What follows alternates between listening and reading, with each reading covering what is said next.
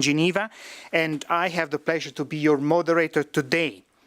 In 2018, the Director General of WHO and the President of Resolve to Save Life launched the initiative to eliminate industrially produced trans fat from the global food supply by the year 2023. This year's report, which is the fourth report, describes the regional and national progress over the past year in countries, and we have put the link to the report in the chat so you can have access to it. We're going to give you today a quick overview of this year's report, and then we will have a panel discussion with guest speakers from Argentina, Nigeria and Oman to hear about their success in the past year. We will also hear from food and oil manufacturers who have made a commitment to also eliminate industrial trans fat from their products. You know the rules of a Zoom session. If you have questions, please write them in the Q&A section. We will answer them on the section itself, but we're also hoping to have some of them answered live at the end of this event if time allows. And you also have the interpretation in Arabic, Chinese, French, Russian and Spanish. You can access it through the small icon at the bottom of the page. And it's now my great pleasure to invite Dr. Tedros Ghebreyesus, the WHO Director General, for his opening remarks. Dr. Tedros, the floor is yours. Thank you, Francesco. My friend Tom Frieden, dear colleagues and friends, good afternoon, Happy New Year, and thank you all for joining us. 1 year ago, I outlined WHO's 5 top priorities for the next 5 years as we support countries to recover from the COVID-19 pandemic and get back on track for the Sustainable Development Goals. The first of those priorities is to promote health by addressing the root cause of disease in the air people breathe, the conditions in which they live and work, and the food they eat. Health isn't created in hospitals, clinics, and pharmacies. It's created in homes, streets, schools, restaurants, and supermarkets. That's why eliminating trans fat from the global food supply is so important. Trans fat has no known health benefit, but carries huge health risks. Every year, up to 500,000 deaths are associated with cardiovascular disease caused by trans fat. Eliminating industrially produced trans fat is therefore a cost-effective and feasible way of reducing the burden of non-communicable diseases. The report we're launching today is another milestone on the road we have been traveling since 2018, when Tom and I first launched Replace, a step-by-step guide to support countries to eliminate industrially produced trans fat from the global food supply by 2023. At the time, only 550 million people were protected by policies prohibiting the use of industrially produced trans fat, mostly in high-income countries in Europe and the Americas. Today, 43 countries, accounting for 1/3 of the world's population, have implemented such policies. Recently, lower middle-income countries have been leading the way. Last year, India became the first lower middle-income country to adopt best practice policy. Bangladesh, Philippines, and Ukraine have all passed policies that will come into force in the coming years, and Nigeria and Sri Lanka are expected to pass their policies soon. Among upper middle-income countries, Argentina passed the best practice policy in August last year, and we expect Mexico to follow shortly. Unfortunately, we're yet to see low-income countries adopting these measures. But there is no reason they can't. policies prohibiting trans fat can be implemented even in low-resource settings and can deliver huge benefits to the health of people, societies, and economies. Like so many other areas, progress against trans fat was hampered by the COVID-19 pandemic. And yet, the pandemic has illustrated why eliminating trans fat is so important. People with conditions linked with trans fat, such as heart disease, are at more risk of serious illness or death from COVID-19. Protecting people from these harmful substances is therefore important, not just for protecting against heart disease, but also for protecting against the impact of epidemics and pandemics. The clock is ticking. We have less than a year left to reach our ambitious target of eliminating trans fat from the global food supply. And 5 billion people remain unprotected. It's urgent that those countries that are yet to implement best practice policy do so as soon as possible. Today, we have 3 specific asks. First, I urge leaders in governments to take urgent action to implement best practice policy for trans fat elimination. WHO remains committed to supporting all countries in this effort. Just as we validate countries for the elimination of malaria and other communicable diseases, we also plan to validate countries that have implemented a policy framework to achieve trans fat elimination. We encourage all countries with policies and enforcement mechanisms in place to apply for the WHO validation program starting this year. Second, I call on the food industry to help us achieve our global goal. By replacing industrially produced trans fat with healthier fats and oils, food manufacturers, the food service sector, and suppliers of oils and fats can close the gaps where national legislation is not yet in place. These companies could have a significant impact on global health. There are encouraging signals. In 2019, the International Food and Beverage Alliance, representing some of the world's largest food companies, committed to aligning itself with WHO's target to eliminate industrially produced trans fats from the global food supply. More recently, in December 2021, Cargill, a major supplier of edible oils, promised that 100% of its products will comply with WHO best practice policy by the end of this year. These products are used throughout the food chain, and we urge other suppliers of oils and fats to follow this lead. And third, I call on civil society organizations in every country to advocate for the elimination of trans fat and to keep governments and companies accountable for their promises. My thanks to my friend Dr. Tom Frieden and his team at Resolve to save lives for the instrumental role that you play in advancing key policy changes in countries. Thank you so much, Tom. Food should be a source of health, not a cause of disease. Trans fat should have no place in food.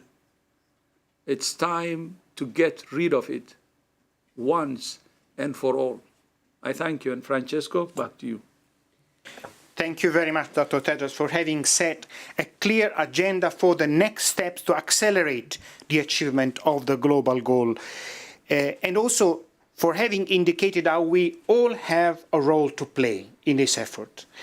And it's my pleasure now to invite Dr. Tom Frieden, President and Chief Executive Officer of Resolve to Save Life. Welcome, Tom, and the floor is yours.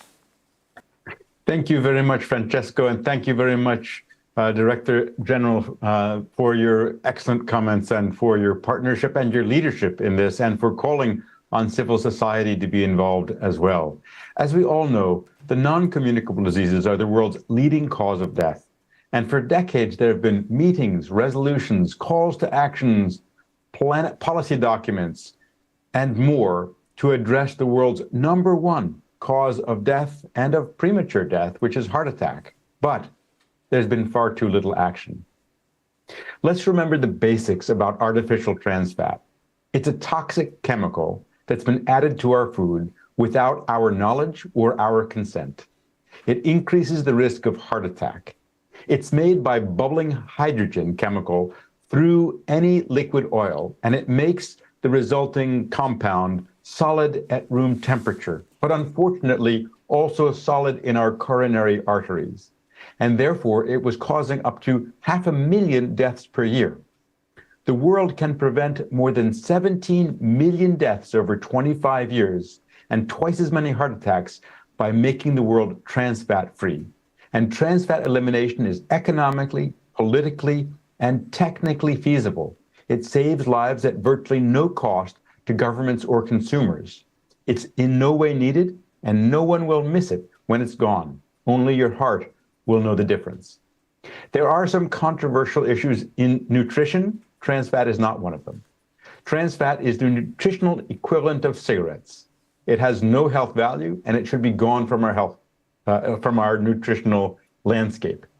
Every country should protect their people against artificial trans fat. There are no excuses for any country not taking action.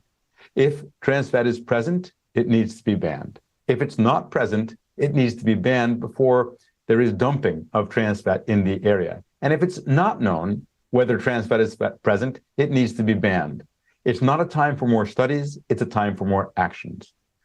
Some actions to reduce heart attack are difficult, and eliminating artificial trans fat is not very easy, but I would say that trans fat elimination is the least hard of all of the actions that governments can take to reduce heart attack. And heart attack, again, is the world's leading killer and the deadliest of all non-communicable diseases. Countries have made a lot of progress, but 5 billion people remain unprotected. Governments can stop preventable deaths by passing and implementing best practice policies. Today's report highlights progress and outlines effective strategies to accelerate this progress. And it highlights the need for much faster action to regain momentum for the 2023 deadline. We're in 2023. We have only 11 months left. There's been a lot of progress, and many lives have been saved. Since the first report and the launch in 2019, more than 20 countries have passed best practice policies. Today's report highlights the progress. 43 countries now have best practice policies in place. That's 36% of the world's population. You could think of it as a glass 1/3 free of trans fat and 2/3 still potentially full of trans fat. The food industry can adapt, innovate, and reformulate. They're already doing it in 43 countries for more than 1/3 of the world's population. Trans fat elimination is no longer limited to upper-income countries. Middle-income countries now lead the way. India, Bangladesh, the Philippines, Oman have all passed policies in the recent years. And 2022 was a big milestone for trans fat elimination, as India was the first low and middle income country to adopt a best practice policy, a huge win that benefits more than 1.4 billion people. Despite this progress, we have lots of room to grow, much more to do. There are still 146 countries without best practice policies in place, and not a single low-income country has yet adopted trans fat elimination. We hope that trend will be broken this year. There are still companies making and selling this toxic chemical. We need participation and collaboration from governments and industry. Countries should implement best practice policies, and countries such as Nigeria, Mexico, and Sri Lanka that are on the cusp of passing policies should get over the finish line. Continued investment in monitoring and surveillance is also important. It's not enough to pass a policy. The policy also has to be enforced. In addition to the IFPA, commitment that was at the launch of trans fat elimination. It's great to see Cargill represented on the panel today, and we hope to see all manufacturers follow in their footsteps and commit to eliminating trans fat from their product lines. With the market already shrinking, why not get ahead of the trend? We at Resolve to Save Lives are committed to working with partners and associations from around the world to help spur action and increase the pace of adoption, to partner with local organizations that advocate for and support governments to pass these regulations and overcome, where and when it occurs, industry opposition. It's important to recognize that there are no redeeming features of artificial trans fat. And we hope that all companies and all countries will join those that have already eliminated this toxic compound, because ultimately, when we finish trans fat elimination, it will be the ultimate in sustainability and equity, because it will be forever and for everyone. Thank you very much. Thank you very much, Tom. Thank you for the partnership with Resolve to Save Life. We're with you on the no excuse policy to really scale up in the 136 countries which really still need to respond to our call. But that's why we have on the panel today some of the countries who have made it, because with their experience we will learn lessons that will inform the way to scale up the work in countries. And we'll now have a short presentation about the highlights from this year's report, what countries, WHO and partners have achieved over the past year. And I'd like to invite Dr. Ryan Yamamoto, who is a scientist in the WHO Department of Nutrition and Food Safety, to give us the presentation. Ryan, the floor is yours. Thank you. Thank you very much, Dr. Branca, for the opportunity to present the main findings of the report. So good afternoon, everyone. So let me start with a little bit of background. So what is industrially produced trans fat? It is an artificial compound produced through a food technology called partial hydrogenation, which is basically to convert liquid vegetable oil into semi-solid to solid fat. And it became popular around 1950s as a replacement for butter and lard. And it has been used for food applications such as hardened vegetable fats like margarine and vegetable ghee, as well as baked foods, pies, pastries, biscuits, and frying oils and fried foods. However, we already know that trans fat has no known health benefits. And trans fat intake is associated with increased risk of heart attacks and deaths from heart disease. So in 2018 May, WHO and Resolve to Save Lives called on countries to eliminate trans fat by 2023. So we're encouraging governments to introduce a so-called best practice policy. To support member states, WHO has been providing technical supports. In 2019, we released a step-by-step guide for countries to design, implement, and enforce a best practice policy, and it's called Replace Action Package. Since 2019, WHO has been issuing an annual progress report that keeps track of countries' success and achievements.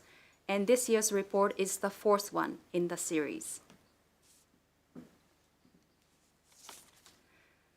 So what is best practice policy? So this is the most effective policy measure which WHO recommends governments to adopt to eliminate industrial trans fat from the food supply.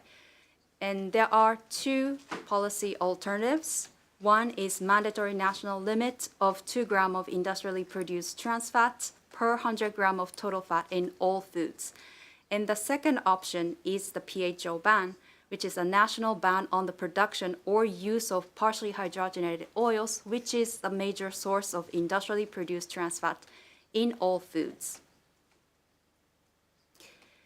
So how far have we gone? How many countries have implemented the best practice policy so far, and which countries? It all started with Denmark in 2004. Denmark is the very first country that implemented the best practice policy. And it was followed by Austria in 2009. And in 2011, Chile, Iceland, South Africa. And 2014, Hungary, Norway. 2018, 4 more countries. 2019, 2 more countries. In 2020, Saudi Arabia. And in 2021, we saw a large increase in the number of countries. Additional 26 countries implemented a best practice policy this year, largely because of the EU, European Union-wide regulation that took force in that year. As well, there are Brazil, Peru, Singapore, which adopted the best practice policy that year. And here we are in 2022. We have 3 countries, as already said, that have implemented the best practice policy, which are India, Oman, Uruguay. So that brings up the number of countries to 43 in total. We can already anticipate important new developments for the coming years.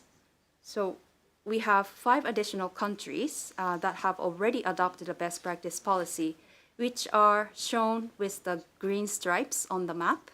They are Argentina, Bangladesh, Paraguay, Philippines, and Ukraine. So the policy will take effect in the next years as governments leave some time to the companies to adjust their production and supply lines. So we have 43 countries as of September 2022 with best practice policy implemented. This corresponds to 2.8 billion people worldwide. That's the population coverage. And in fact, there are 17 additional countries that currently have a trans fat policy that is less restrictive than best practice policy. What do we mean by less restrictive? It means that the policy, for example, the percent of the limit is not 2%, but 5%, or the policy does not cover all food, but just oils and fats.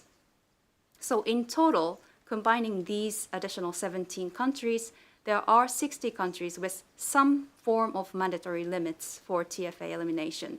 And this corresponds to the population coverage of 3.2 billion people, and the number of countries is 60. And clearly, strengthening legislation in these countries will accelerate the achievement of the global goal. So here, this bar chart shows that policy uptake varies depending on the country income level. So for high-income countries, they have the highest population coverage of about 80%. So almost 80% of the population who live in the high-income countries are protected. These countries are mostly in European and American regions. In upper middle income countries, they have about 20% coverage. In lower middle income countries, they have about 50% of coverage. As only 2 years ago, it was 0%. This is a huge increase, mostly contributed by India alone. In low-income countries, the population coverage is 0%, and this is where efforts need to be concentrated.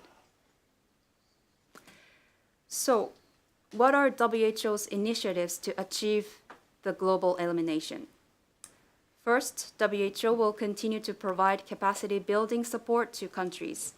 For example, we have organized workshops on design of policies in Nepal, Indonesia, Ukraine, and also a webinar for Commonwealth countries. As well, we also provided advice to laboratories in China, Philippines, Ukraine, Nepal, and Nigeria. Second, we will continue to support countries to identify and implement feasible and healthy replacement solutions. The principle is to minimize replacement with saturated fat that is typically found a lot in tropical oils such as palm oil and coconut oils. Third, we will encourage countries by disseminating country success stories and good practices and recognize them their achievement through the validation program, the newly established WHO validation program, which will start this year in 2023. Fourth, we will scale up communication campaigns and global advocacy through various platforms. And finally, I'd like to mention WHO's guidance development.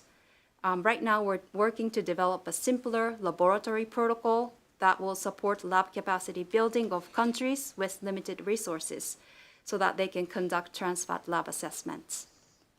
And second, in spring, we will release the updated guideline on saturated fat and trans fats. And lastly, we're also working to develop a guideline on tropical oils, which will support the discussion on replacements. 2023 is going to be a year to accelerate the action of WHO and partners, as there are still 5 billion people that need to be protected by best practice policy so that they're not exposed to the danger of industrial trans fats. Thank you. Thank you very much, Dr. Yamamoto. And it's a pleasure now for me to introduce the panelists from 3 countries. We have Mrs. Gabriela Flores, who's been in charge of the food area of the National Program for Healthy Eating and Obesity Prevention in the Ministry of Health of Argentina. Mrs. Eva Edwards, the director of the National Agency for Food and Drug Administration and Control in Nigeria. And Mrs. Fatma Ali Al-Mamari, Dietitian, Department of Nutrition, Ministry of Health of Oman. And Dr. Frieden will also join the panel. I would like to immediately start by giving the floor to Mrs. Flores, who is going to tell us a bit what's the development and what is now eventually leading Argentina to adopt this best practice policy. Mrs. Flores. Bueno, buenos días. Good afternoon. On behalf of myself and the Argentine authorities, I would like to thank the WHO for the invitation and the opportunity to present Argentina's experience in reducing trans fat. Next slide, please. The policy to reduce trans fatty acids in Argentina started more than 20 years ago with a public-private agreement for the development of high oleic sunflower oil, which was to be used as a replacement for partially hydrogenated oil, PHO. In 2004, the process of reducing trans fats in processed foods began through voluntary agreements with the food industry. In 2006, it became mandatory to declare nutrition information including trans fats on packaged foods. In 2008, Argentina participated in the Rio de Janeiro Declaration, committing to the mandatory reduction of trans fats. And an interdisciplinary commission was formed between the state, civil society, and the food industry. In 2010, it presented a proposal to amend the Argentine Food Code, which regulates the commercialization of food throughout the country, to reduce trans fats to 2% of total fats in oils, margarines, and fats for direct consumption, with a 2-year deadline for adaptation, and to 5% of total fats in other foods, which came into force in 2014. In 2018, raw materials were incorporated into the 5% trans fat reduction. In 2019, Argentina participated in the regional consultation on the action plan for the elimination of industrially produced trans fatty acids organized by PAHO and the WHO, and it committed to achieving the new standard proposed by the WHO. Next slide, please.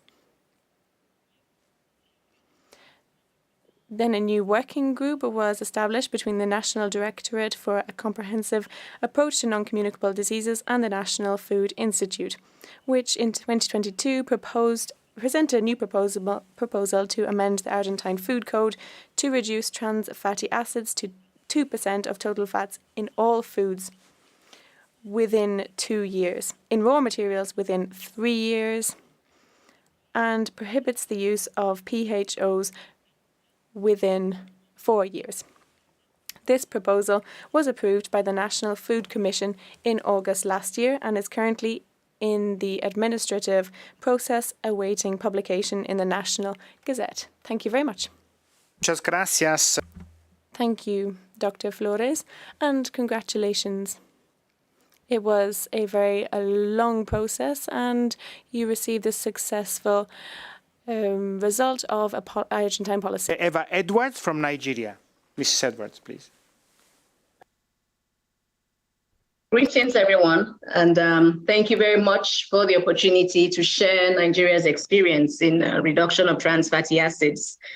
So since 2018, when the WHO called for the global elimination of industrially produced trans fat by 2023, Nigeria has been taking incremental steps towards making this a reality for our large population. Having the WHO replace action package was useful as a roadmap. Our current situation is that we have revised our regulations and incorporated key elements of WHO's recommendations as a best practice policy towards eventual elimination of trans fats from Nigeria's food supply. The scope of the regulations covers edible fats and oils, and also foods containing fats and oils that are manufactured, imported, exported, advertised, sold, distributed, or used in Nigeria. As well, a complementary regulation called the prepackaged food labeling regulations has also been revised, and both documents are in their final stages of approval.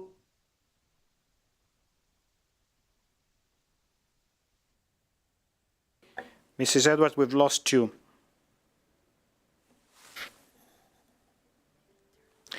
I must say that while Mrs. Edwards rejoins hopefully soon, Nigeria's legislation is even more important because of the role that Nigeria's food production has regionally.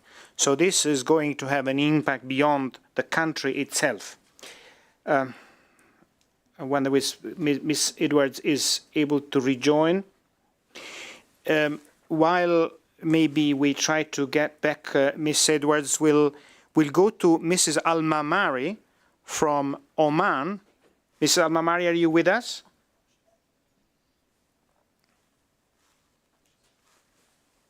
No. We've also lost Mrs. Al-Mamari.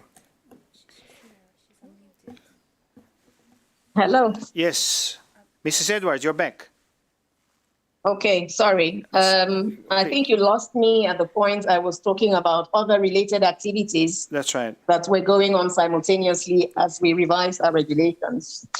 And so I was saying we collaborated with partners, the WHO, Resolve to Save Lives, Trans Fat Free Nigeria Coalition, to conduct stakeholders workshops on trans fat replacement solutions.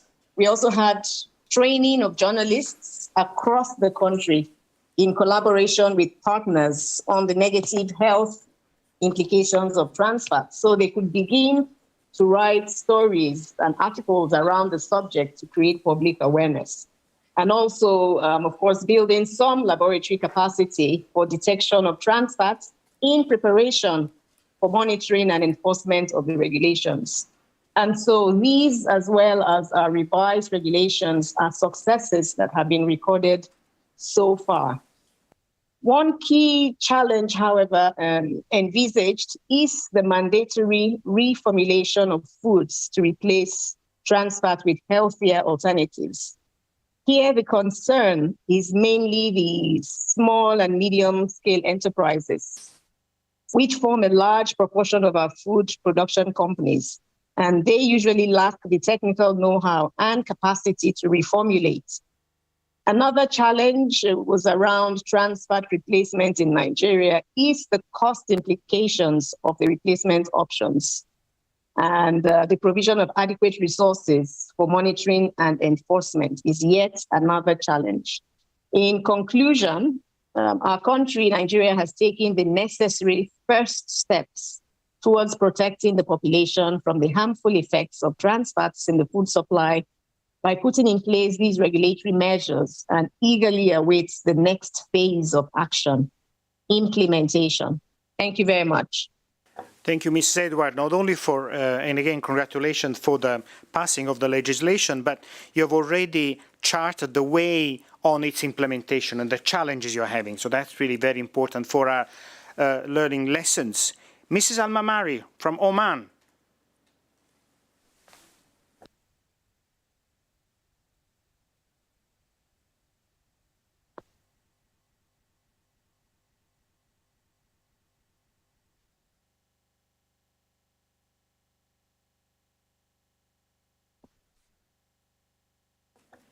Mrs. Almamari, can you unmute yourself? Unmute, but can you hear me now? Yes, you can. We can hear you now. Please go ahead. Yes, yes. First of all, thank you for this opportunity for having me to present my country's experience in this trans fat elimination. First of all, Oman implements the GSO standards as other countries of the GCC. And since 2013, Oman started implementing the GSO standard for labeling of prepackaged foodstuffs, which mandate labeling of detailed ingredients and nutritive value of the food, followed by the GSO standard of trans fatty acid in 2015, which only limits the maximum amount allowed for trans fatty acids and declaring the trans fatty acid on the nutrition label per serving. These standards actually were leading to the banning of the partially hydrogenated oils through dialogue with concerned stakeholders. Initially, the case was proposed to the Ministry of Commerce, as it is the regulatory body at that time. It was almost in the final stages, but then the process took a longer time because there was adjustments in the government. And finally, the terms of reference in this regard was allocated to the Ministry of Agriculture. Therefore, again, the proposal was presented to the Ministry of Agriculture with an emphasis on the importance of banning partially hydrogenated oils. Eventually, the decree was issued in May 2022, and the implementation was 3 months later. During this time, there was a collaboration with the Food Safety and Quality Center to raise awareness among local companies in this regard to reformulate their products to actually comply to the decree. Lastly, I will talk about the challenges we're facing is that there is no monitoring process is happening currently, and therefore there is a need for assessment and monitoring of total trans fatty acid content in the food supply. In other words, I would say we need a monitoring tool. That's it. Thank you for so much. Thank you very much also, Ms. Almamari. And I'd like to now have a follow-up question to each one of you and then to Dr. Frieden. And I'd like to start with Mrs. Flores, really asking what next? You mentioned that there is a time gap on the implementation. What is most important really for robust implementation? How do you see this happening to make sure that the legislation is enforced?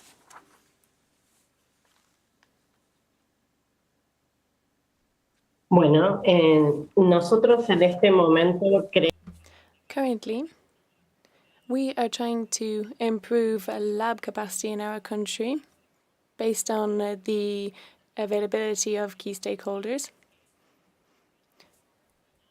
To do this, we have a coordinated approach to work on reducing PHOs and to use other methods of crystallization in our labs.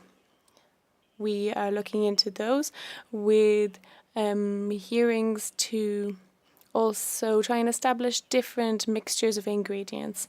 Regarding replacements, this is also a major challenge. We are developing. We have seen developments of the past few years. This year, together with the National Institute of Food, we are going to establish a guide for SMEs in our country to develop this theme and to support the implementation of standards. Role of the small and medium enterprises. Thank you for highlighting that. And actually, I would like to ask Mrs. Edwards how Nigeria has been really bringing together different government sectors and various partners on this implementation. Can you tell us a bit more about how you managed to bring together the partners? What are the challenges of doing that? Do you have any good lessons to teach other countries who want to set up similar collaborations at country level?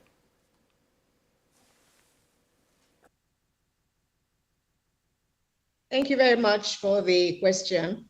Now, getting to the point where we are close to adopting a best practice policy required effective coordination and sustained consultation with our partners over the past few years.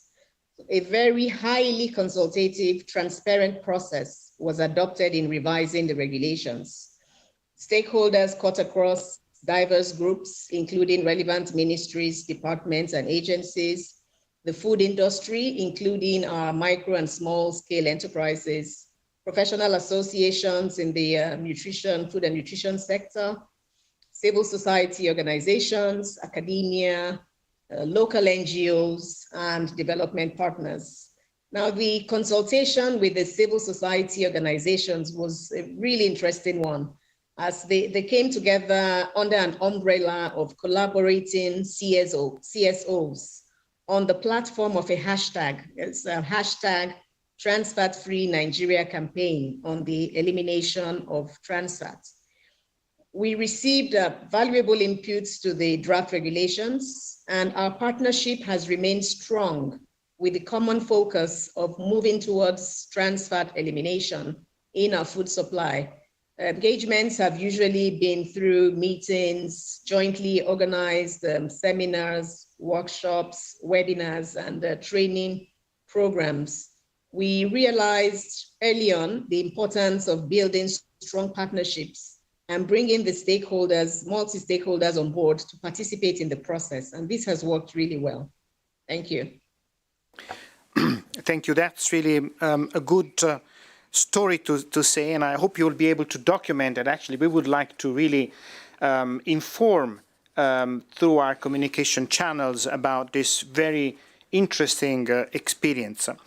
And now I also would like to touch on another dimension, and that is the role of regional bodies. I would really like to mention that the Gulf Cooperation Council has adopted a trans fat regulation in 2015. So this will have an impact on what is happening in Bahrain, Kuwait, Saudi Arabia, and the United Arab Emirates. So I'd like to ask Mrs. Al-Mamari, what is your experience? I mean, how did, what was the role of this regional regulation? Was it helping Oman to go ahead with the national one? What do you advise other countries who are part of regional economic collaborations? Do they have to go through this path?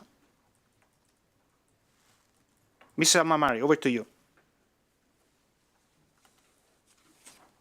Yes, as I said, the GSO standard is the standard specification organization for the GCC countries, which implies to the whole country of the region, the GCC countries. So these standards was actually a bridging tool to the full ban of partially hydrogenated oils and other actually other regulations can be done. Therefore, it is always better and easier to have a joint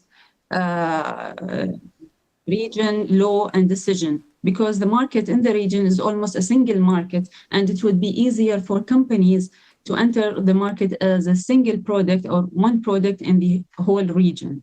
So as what happened in Saudi Arabia, when Saudi Arabia was first implementing the ban of partially hydrogenated oils, first, it made it very much easier for Oman to implement it second, and I'm sure the other countries of the GCC is in the process of implementing it as well. Thank you, Mr. Al-Mamari. And I'd like now to turn to Tom and really to ask about the work of Resolve to Save Life and partners in countries.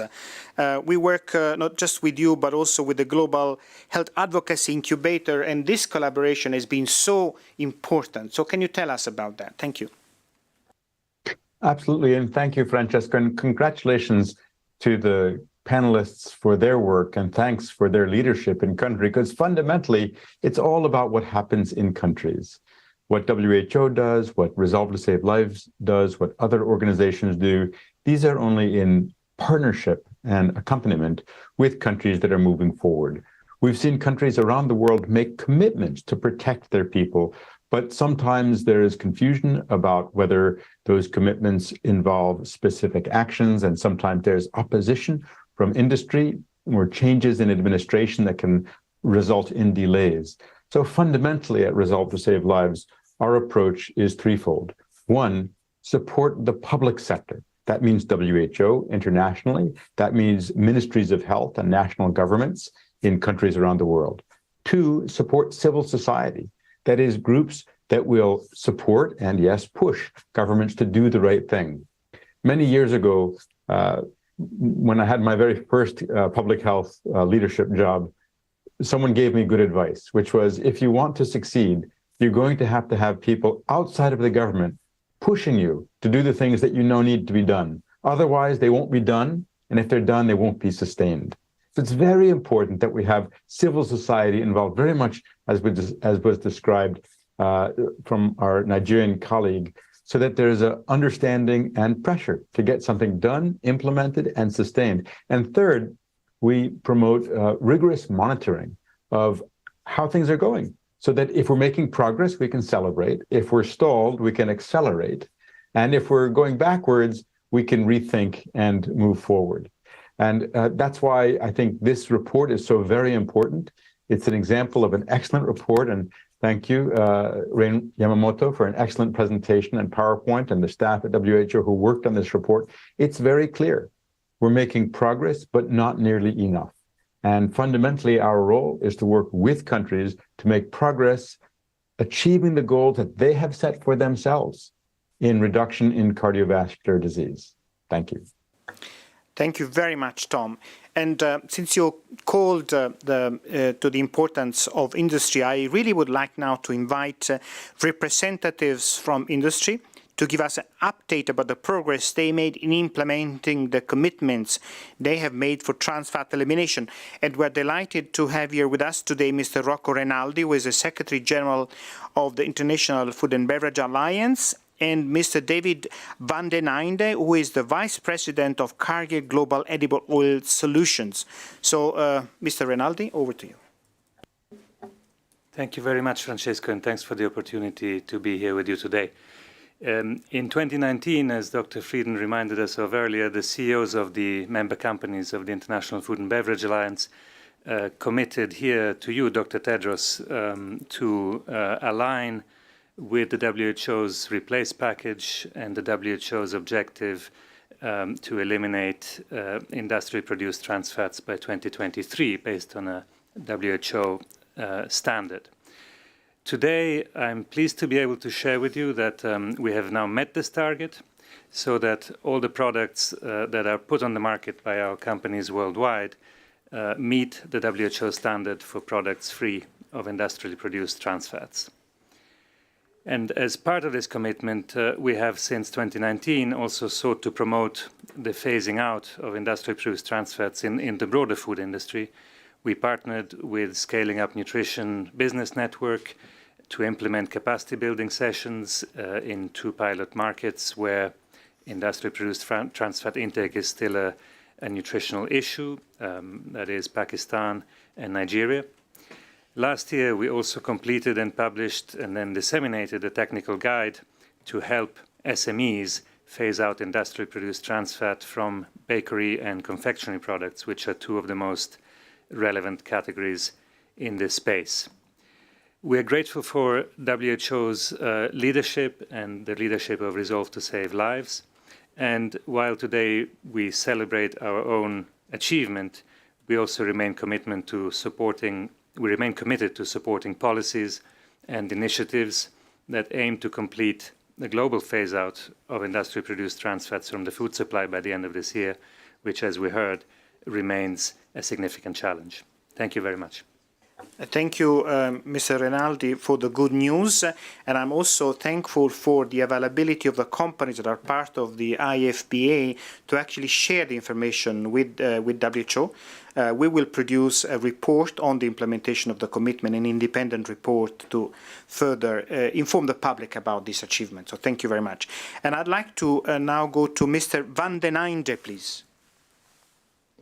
Yes, thank you to the World Health Organization, to you, Dr. Tedros, and to you, Dr. Branca, for the opportunity to be here today and give you an update on Cargill's commitment and progress against this very critical issue. I'm Dave Ananide, Vice President and Global R&D Leader for Cargill, and I want you to know that I'm incredibly proud of the fact that Cargill was the first fats and oils producer to commit to ensuring that 100% of our global edible oils portfolio will comply with WHO's standard. The unfortunate part is that we remain the only fats and oils producer to date that has made that commitment. As I told you in the beginning, our action on ITFA is not recent. Our efforts in this area span greater than 25 years, and we have been working to remove industrial trans fat for all of those 25 years. But to give you a quick update, in December 2021, we made our commitment, and I just want to update you on some of the actions that have been taken. We're in the process of significant capital investments across our production supply chain to reduce the amount of trans fats produced during oil processing. These investments are on track, and we expect that they will be implemented before the deadline of the end of this year. On a daily basis, we work with our customers, SKU by SKU, formulation by formulation, to enable our customers to choose nutrition over functionality.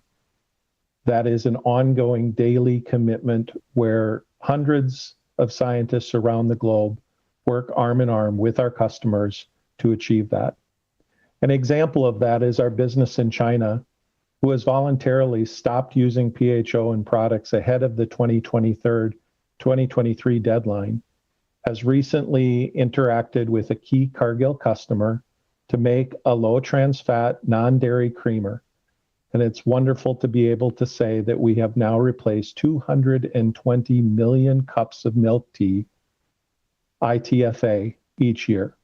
These are the types of wins that are happening daily around the globe due to the efforts of our scientists. As you know, we have also made a commitment to drive transparency and industry engagement. To give you a quick update on that, to ensure that we meet our global commitment, our facilities have taken steps to measure trans fatty acids on every lot and every batch of food-grade finished product that we deliver to our customers. That will provide the confidence that is needed that each batch of oil put into the market is compliant with the commitment by the end of 2023. As you may also be aware, we have made a commitment to work with 3 selected countries where we believe we have presence and where our voice can carry the most weight. Malaysia, Mexico, and Pakistan, where Cargill is implementing various strategies in engaging with this topic on governmental bodies, NGOs, universities, food industries, and of course, as I've already said, with our customers. We continue in these efforts. We reiterate our commitment to this to support our customers in this transformation. And through the collaboration, we believe progress can be made.